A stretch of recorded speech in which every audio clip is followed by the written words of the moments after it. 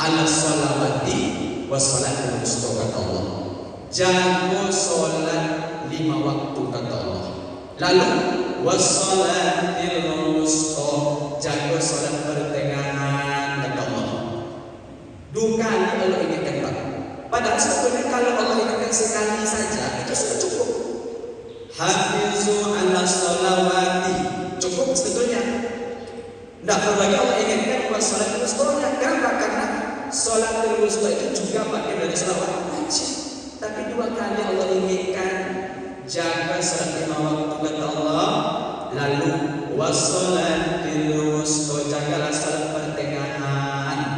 Sholat pertengahan itu yang mana?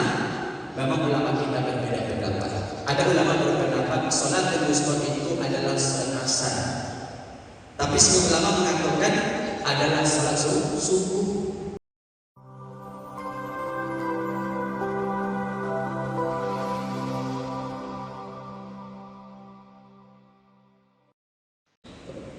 Assalamualaikum warahmatullahi wabarakatuh.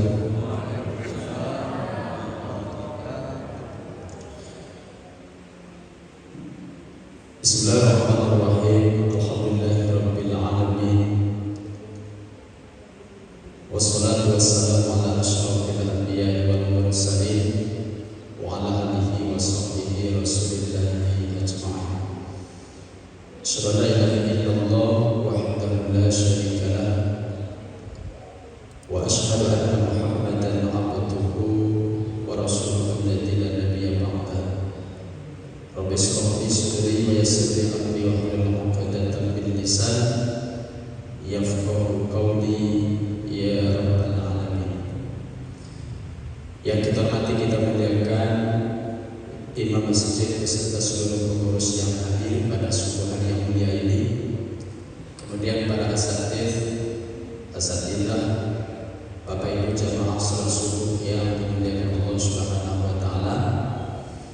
Pertama kita bersyukur kepada Allah atas segala nikmat yang Allah berikan, kesempatan, kesehatan, nikmat iman Islam, sehingga dengan nikmat tersebut kita bisa terhadir di masjid yang kita muliakan ini, melaksanakan kewajiban kita kepada Allah yang melaksanakan salat fardu subuh secara berjamaah. Kemudian selawat dan salam kita sampaikan kepada Nabi sallallahu alaihi wasallam bil lafaz Allahumma shalli ala sayyidina Muhammad wa ala ali Muhammad. Al-bakhil alladzi man dzukirtu indahu falam yusalli alaihi. Orang yang paling bakhil, yang paling kikir jamaah sekalian, ketika nama Nabi disebut di sampingnya kemudian tidak menyampaikan selawat kepada Rasulullah, itulah orang yang paling bakhil, itulah orang yang paling kikir, itulah orang yang paling sambil korea. Oleh karena itu ketika disebutkan nama Nabi, ucapan yang terbaik adalah ucapan selawat. Bapak Ibu jemaah sekalian muliakan, itu pertama kali aku sampai di Masjidil Ghufran. Jadi mungkin sebagai bentuk ta'aruf, kenalan tamu Imam Nawawi. Kemudian saya tinggal di Masjid Pengarayan di Jalan Sayyid Ibrahim Gang Durian. Nanti bapak-bapak kalau ada pasien silaturahim silakan ke rumah sekalian. Eko masuk Sayyid Ibrahim Gang Durian Ibu. Nanti di situ jumpa rumah yang paling besar. Itulah rumah tetangga saya, rumah tetangga. Ya. Kemudian sehari-hari ada beberapa kegiatan mengajar di salah satu pondok pesantren di Masjid Pengarayan. Kemudian kalau aslinya bukan orang pasir, asli orang Kampar, orang Kamsurian. Jadi orang Kampar asli. Mungkin disebut bagi orang Jumbo ya. Bapak Ibu yang dimuliakan Allah Subhanahu wa taala. Ada seorang sahabat Nabi, Bapak Ibu sekalian. Nama beliau adalah Anas bin Malik radhiyallahu anhu. Beliau ini adalah khadim Rasulullah, pembantu Nabi Muhammad SAW.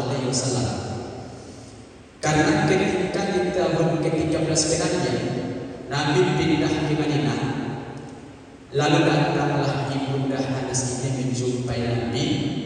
Lalu dikatakan oleh ibundanya kepada Nabi, ya Rasulullah, saya melihat engkau mendapatkan hadiah dari perempuan-perempuan Sementara saya tidak punya apa-apa yang Rasulullah kata Ibunda Anas. Tapi aku punya anak laki-laki namanya Anas, maka silakan kau ambil anak dia Rasulullah. Kau jadikan dia sebagai khadim kau, sebagai pembantu engkau. Ketika itu Bapak Ibu sekalian, umur Anas 10 tahun. Ketika Rasulullah meninggal, berarti Anas bin Malik berusia 20 tahun.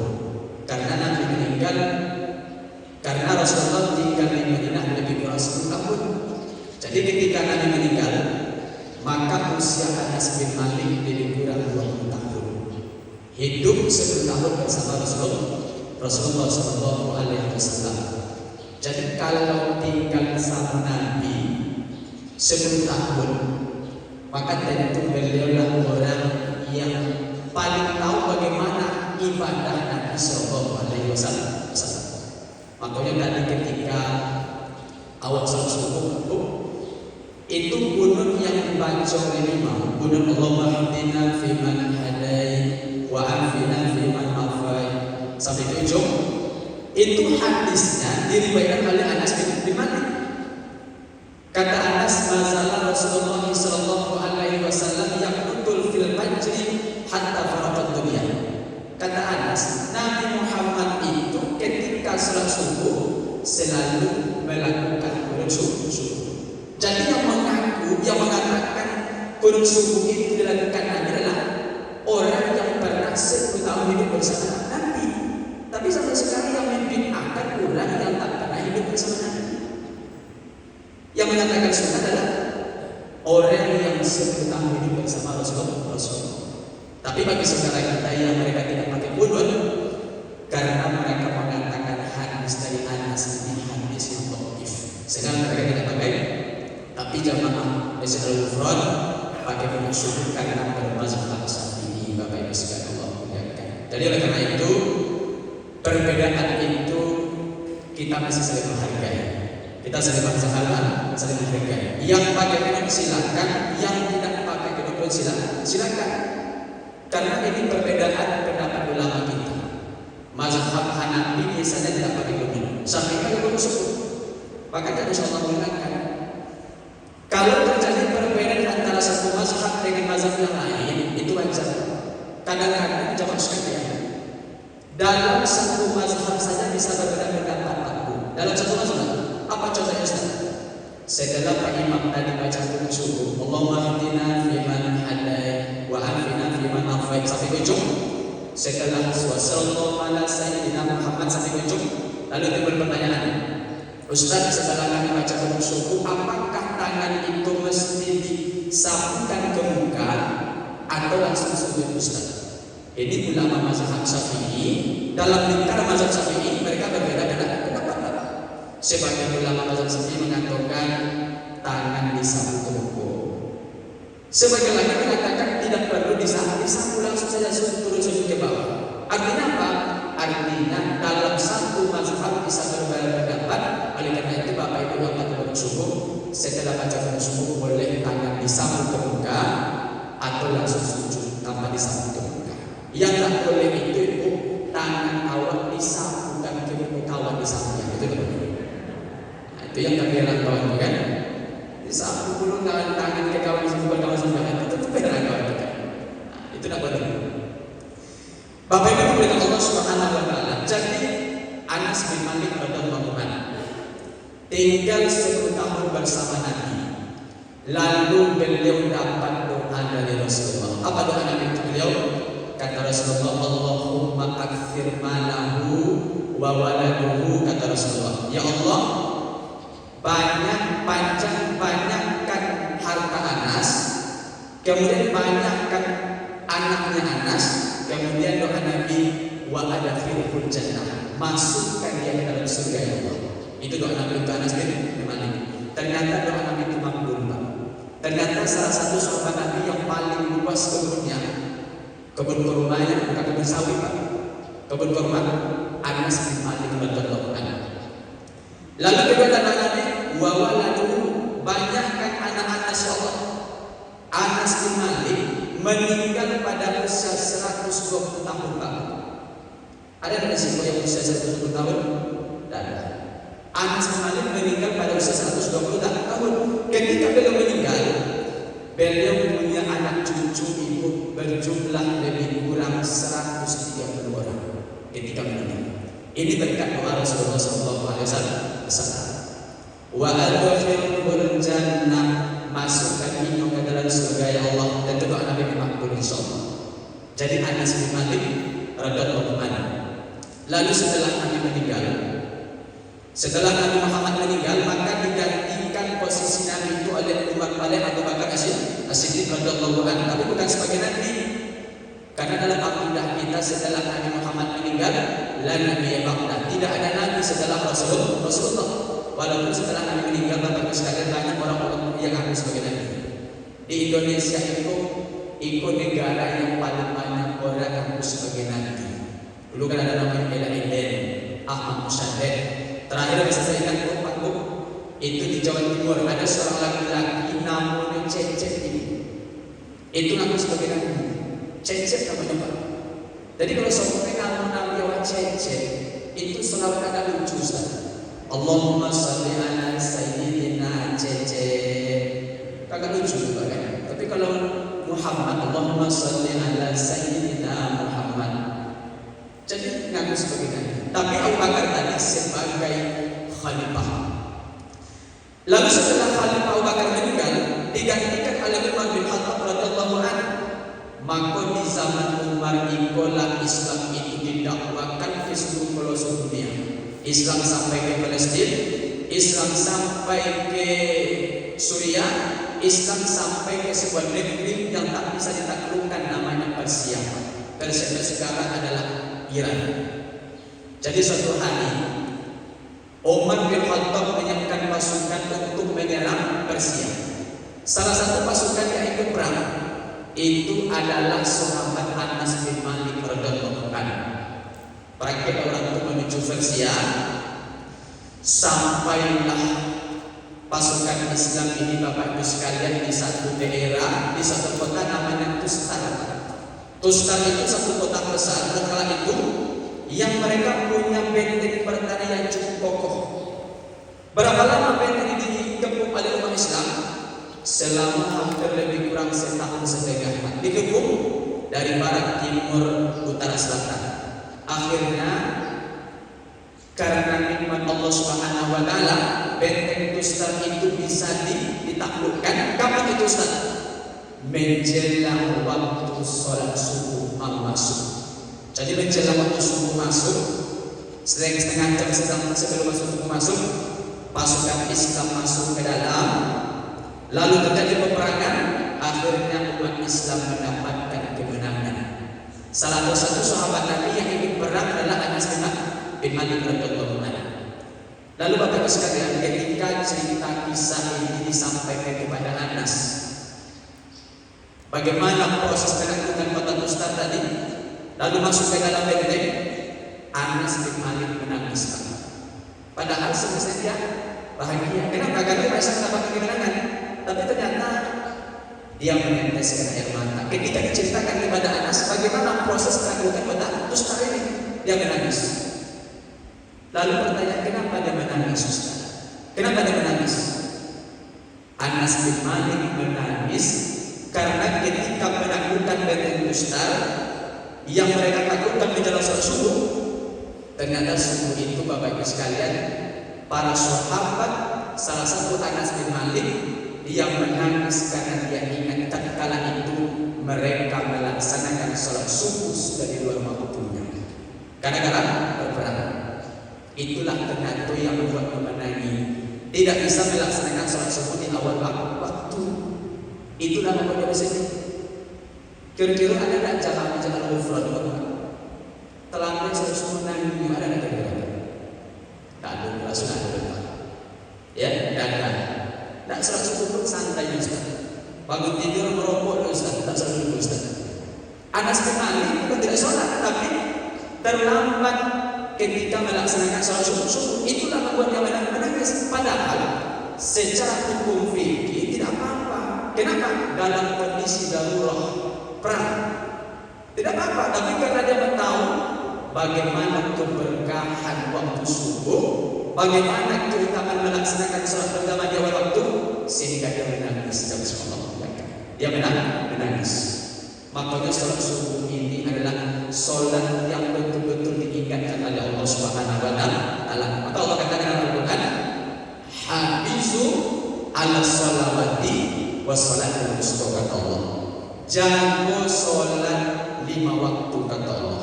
Lalu wassalatil wusta, jaga sholat pertengahan, kata Allah. Dua kali Allah ingatkan, Pak.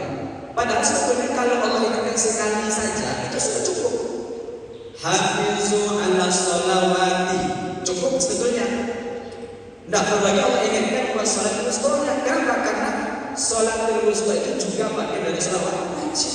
Tapi 2 kali Allah ingatkan, jaga sholat 5 waktu, kata Allah. Lalu wassalatil wusta, jagalah sholat pertengahan. Sholat pertengahan itu yang mana? Memang ulama kita berbeda pendapat. Ada ulama berpendapat sholatul wusta itu adalah sholat asar. Tapi semua ulama mengatakan adalah sholat subuh. Itu disebut namanya wassalatul wusta, sholat pertengahan. Makanya kenapa Anas tadi dia menangis ketika terlambat melaksanakan sholat subuh? Karena dia tahu, jamaahku sekalian, sholat subuh itu adalah sholat penentu. Orang kalau sudah menjaga subuh, terutama berjamaah, insya Allah yang lain dia akan jaga. Zuhur, asar, maghrib dia akan jaga. Kalau sudah jaga waktu subuh, karena subuh korek, Pak. Sholat jamaah. Makanya kata Buya Hamka, orang kita meninjau. Kata Buya Hamka, kalau mau menengok orang Islam, kata Buya Hamka, maka tengoklah ketika Idul Fitri datang. Itu yang main orang Islam. Apa maksudnya? Idul Fitri itu, Pak, banyak orang yang datang ke lapangan ke masjid lebih awal. Ada apa tuh datang ke masjid lebih awal, di bawah sejadah, diletakkannya pula sejadah di belakang imam, di belakang imam sholatnya. Ini pula yang megang mikrofon itu, Pak. Ini pula yang takbir, Allahu Akbar, Allahu Akbar, Allah. Tapi ketika Ramadan datang kemarin, tidak berjamaah ke masjid, tidak tarawih, tidak masuk. Tapi ketika Idul Fitri, ini yang akan datang ke masjid. Apakah salah, Ustaz? Tidak salah. Dia yang akan datang ke lapangan, apakah salah? Tidak salah. Tapi kita punya Hamka itu orang Islam, orang Islam. Tapi kita punya Hamka, kalau kita ingin menengok orang yang beriman, maka tengok dari waktu subuh. Di waktu subuh. Insya Allah yang hadir subuh itu, ini insya Allah orang-orang beriman. Imannya sudah teruji insya Allah dalam Allah. Ya, jadi ibu-ibu belakang, kalau punya anak kandung ibu, lalu ibu mencari menantu, acara waktu sholat subuh. Tapi yang menikah itu yang menikah punya kita dulu kan, yang menikah maksudnya acara waktu subuh.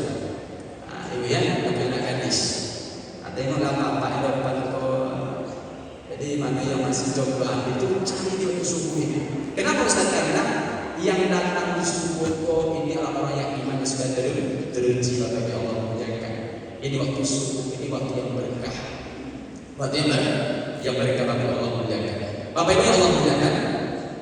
Kemudian setelah itu, kalau kita bicara tentang waktu subuh ini, apa kata Allah Subhanahu wa Ta'ala dalam Al-Quran? Wal laili idza as'as, kata Allah. Itu kata Allah. Dari waktu malam sampai larutnya malam. Was-subhi idza tanafas, dari waktu subuh sampai terbitnya fajar. Itu kata Allah Subhanahu wa Ta'ala. Jadi Allah menyandingkan antara waktu subuh, waktu malam dengan waktu subuh. Waktu malam itu apa, Ustaz? Waktu malam itu kata ulama kita, jamaah sekalian, waktu yang khif, waktu yang menakutkan. Kenapa menakutkan? Karena kalau sudah datang waktu malam, itu godaan iblis itu semakin kuat, Pak. Godaan setan itu semakin kuat. Kalau waktu malam sudah datang, apa buktinya, Ustaz? Buktinya ibu, Pak. Kira-kira maksud itu banyak terjadi malam atau siang hari, Pak? Malam yang terjadi.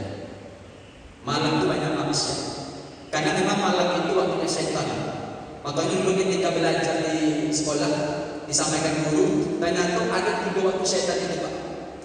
Pertama waktu setan itu adalah waktu menjelang maghrib, itu waktu setan.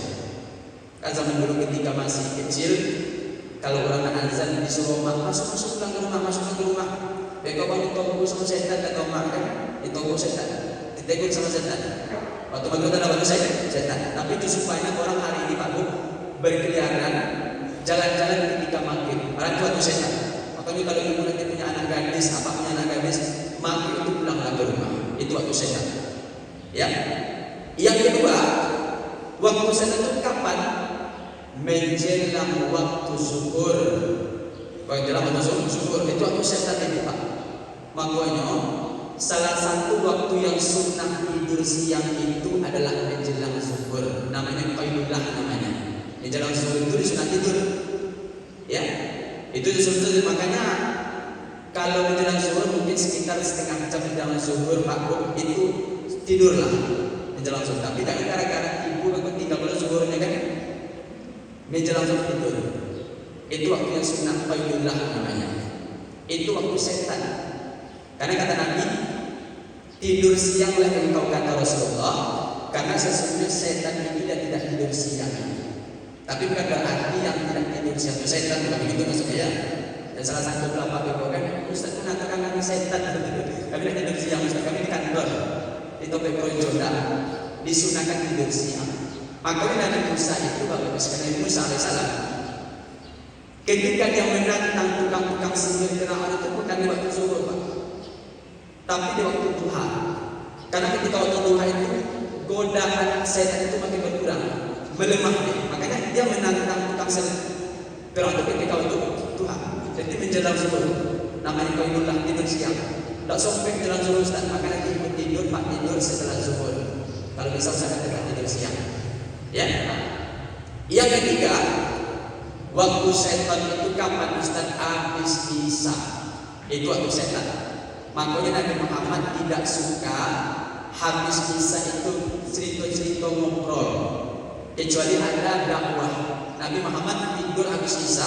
Kenapa? Karena tidur yang paling berkualitas itu habis isya. Nanti jam 5 malam kita bisa bangun melaksanakan tahajud.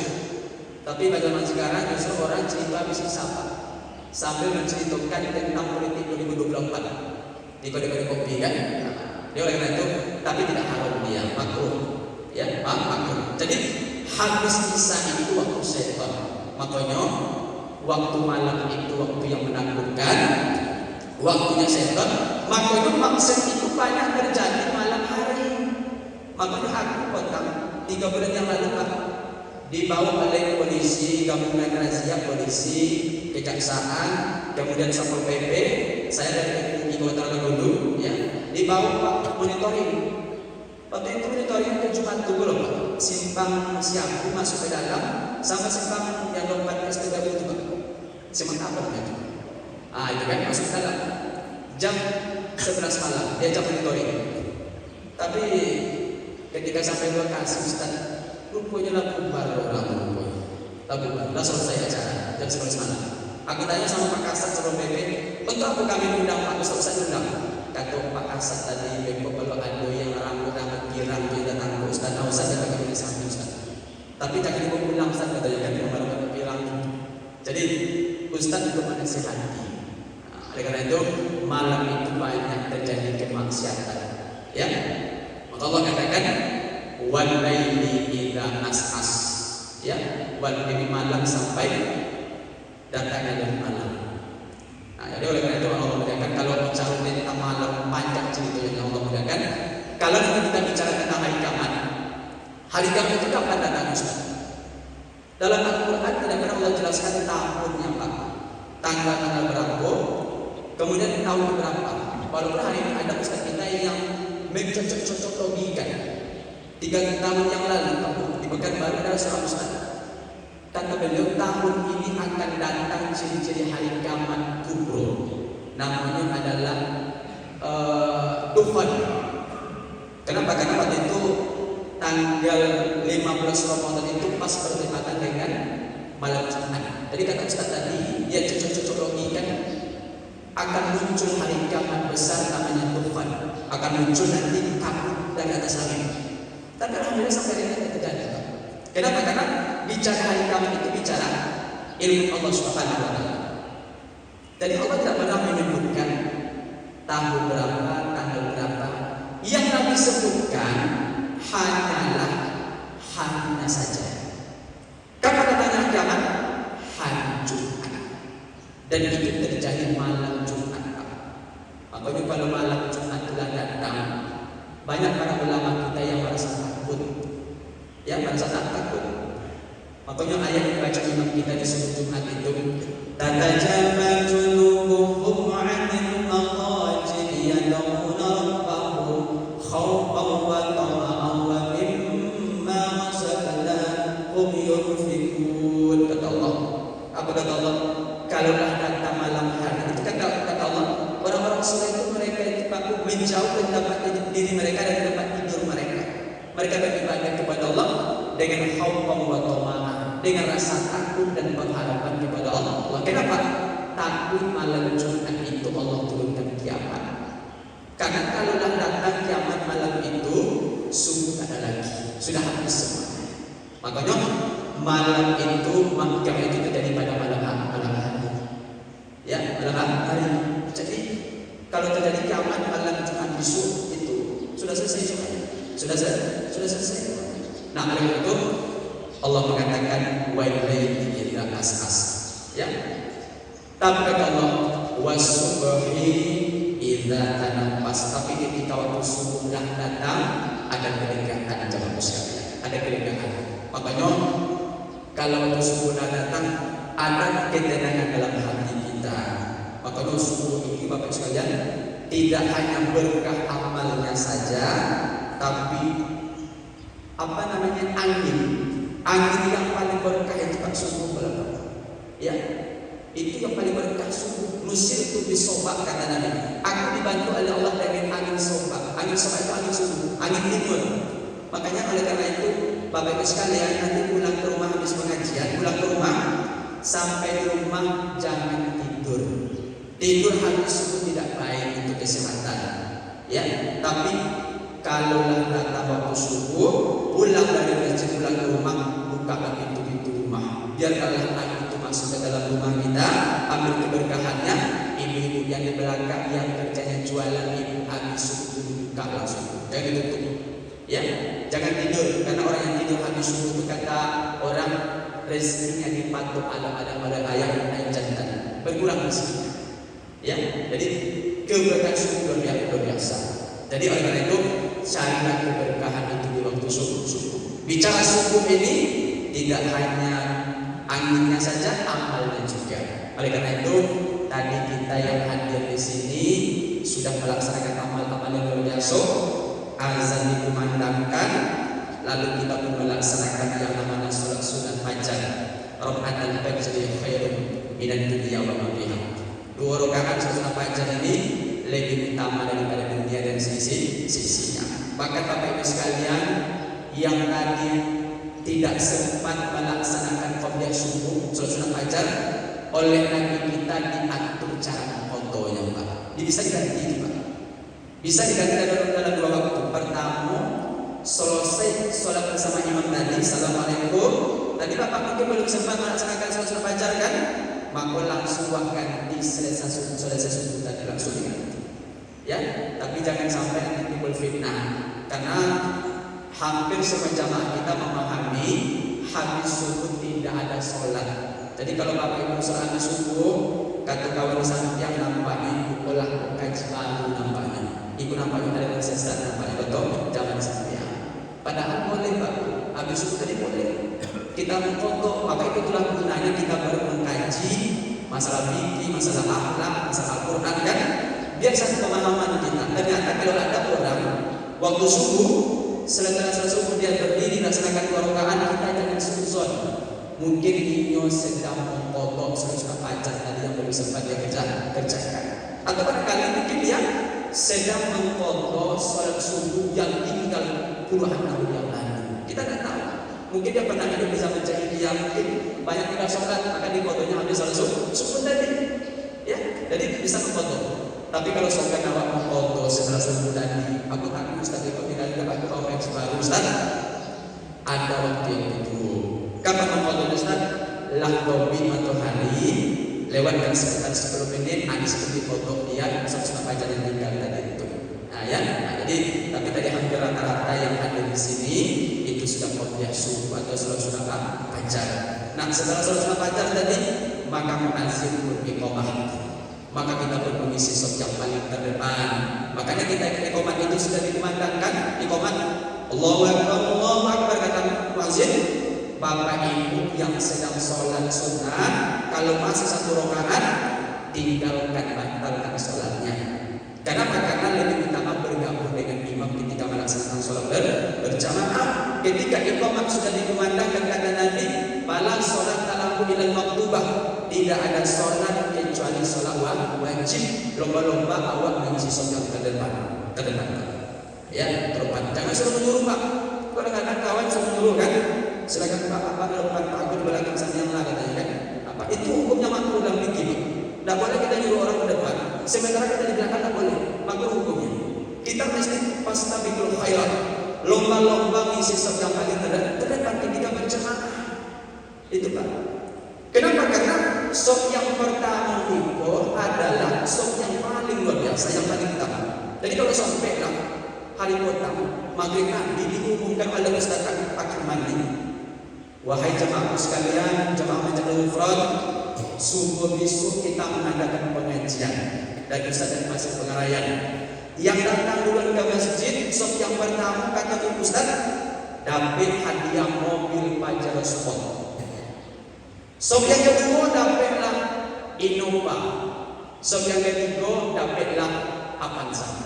Aku rasa 4 jam 2 tadi lah main tadi makasih untuk lomba-lomba dapat saf yang pertama. Kenapa? Karena nyata dia nampak langsung. Sementara yang Nabi janjikan dunia ini lebih bahwasanya 2 rakaat itu lebih utama daripada dunia sini. Ayo dan ada jamaah kan masih ragu kita kadang-kadang insyaallah kan. Ya, padahal itulah janji Rasulullah kepada kita. Ya, biasakan besok ketika iqamah sudah dikumandangkan istilah saf yang paling terdepan. Ya, ibu-ibu yang saya hormati, kata Nabi khairul sufufi nisa, saf yang paling utama bagi ibu itu adalah akhir belakang. Saf yang paling baik itu adalah belakang. Yang paling jelek itu saf yang paling depan. Oh kalau begitu Ustaz, biarkan kita ambil dan menuju Ustaz cari saf yang paling belakang. Kata ulama kita, saya baca sarah hadis ini, ternyata kata ulama kita, saf ibu-ibu tetap afdol di depan ibu ketika masjid itu ada pembatas seperti itu. Ya, ada pembatas. Tapi kalau misalnya tidak ada pembatas seperti Majlis Ifrad, plong dia. Oleh karena itu ibu yang paling elok saf yang paling belakang. Jadi oleh karena itu karena ada pembatas maka ibu tetap berada pada saf yang paling depan ketika melaksanakan berjamaah. Tapi kalau apa-apa yang paling elok di depan. Ada pembatas apa-apa di depan yang paling utama ketika melaksanakan sholat berjamaah. Setelah kita tadi berjamaah, setelah kita tadi melaksanakan sholat fajar, maka kita sholat subuh berjamaah. Kalau yang sholat sunatnya saja lebih utama dari sisinya, apalagi yang wajibnya kita laksanakan berjamaah pula. Man sholat subha fi jamaah, siapa yang subuhnya berjamaah, pakaian nama sholat kullah, seperti kita melaksanakan sholat malam semalam suntuk. Setelah kita berjamaah subuh, duduk pula kita sebentar sekitar setengah jam. Kita apa Ustaz? Mendengarkan pengajian, ya, mendengarkan pengajian, menambah ilmu kita, menambah hazan ilmu kita, ya. Duduk di sini adalah kita sedang duduk di taman-taman surga insyaallah menjelang waktu isya masuk begitu, ya. Nanti ketika matahari sudah terbit lewat 10 menit, maka setelah itu pun man shallal ghadata fi jamaah, siapa yang berjamaah subuhnya di masjid, summa qa'ada yazkurullah, lalu dia berzikir duduk ingat kepada Allah hatta tatlu asyam, sampai matahari terbit. Maka kata Rasulullah, lalu setelah itu dilaksanakan 2 rakaat kata Rasulullah, maka pahalanya adalah seperti pahala melaksanakan haji dan umroh kebaikannya. Sekarang kalau daftar haji umroh itu baru berangkat 2045, baru berangkat. Jadi ternyata ada amal soleh yang juga sama kebaikannya seperti haji umroh, yakni salat sunat Isra 2 rakaat. Usolli sunat al-Isra raka'ataini lillahi ta'ala. Aku salat sunat Isra 2 rakaat karena Allah SWT takbir. Ayatnya tidak ditentukan ayatnya. Silakan apapun ayatnya. Ya, menyampaikan kebaikan seperti haji dan umroh. Bapak Ibu Allah mudahkan. Oleh karena itu kita mencari keberkahan dalam ibadah yang kita laksanakan subuh ini, baik angin yang kita dapat itu berkahannya dengan amal-amalnya. Mudah-mudahan semua amal-amal yang kita kerjakan pada subuh ini tercatat hendaknya menjadi amal-amal yang terbaik, mendapatkan balasan yang terbaik yang mahsyar nanti. Amin amin ya rabbal alamin. Bapak Ibu Allah mudahkan, mungkin kita bisa sampaikan karena tadi disampaikan oleh Ustaz kita seperti diperhatikan Ustaz kajiannya. Dan setelah itu mungkin kita menunggu waktu isya masuk. Saya minta maaf kepada jamaah yang hadir. Ini pertemuan kita. Mudah-mudahan pertemuan pertama kita ini kita berkumpul di rumah Allah ini hanya dikumpulkan di sini. Nanti insyaallah kita juga dikumpulkan dalam surga Allah Subhanahu wa taala. Mari sama-sama kita istiqomah mengisi sisa-sisa umur kita ini dengan amal-amal soleh kepada Allah Subhanahu wa taala. Karena umur kita tidak lama-lama. Umur umat Islam ini kata Nabi amalu ummati bainasi dan sebagainya hanya berkisar dengan belum sampai 70 tahun saja. Oleh karena itu mari sama-sama kita isi dengan amal-amal soleh kepada Allah Subhanahu wa taala. Demikian subhanallah wa bihamdihi asyhadu an la ilaha illa anta astaghfiruka wa atubu ilaik. Assalamualaikum warahmatullahi wabarakatuh.